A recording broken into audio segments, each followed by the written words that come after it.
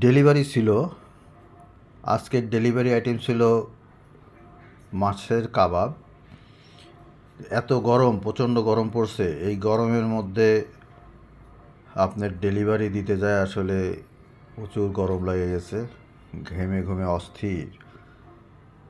তাই আসার সময় যে দোকান থেকে একটু আইসক্রিম কিনে আনলাম। আইসক্রিমগুলো খেয়ে একটু ঠান্ডা হব এবং খুব ভালো লাগে আইসক্রিমগুলো। দেখেন ভিতরে কি সুন্দর ডিজাইন করছে, ফুল বানায় রাখছে।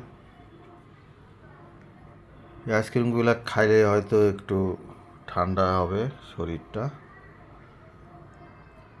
এই ভিডিওটা আপনাদের সাথে শেয়ার করলাম।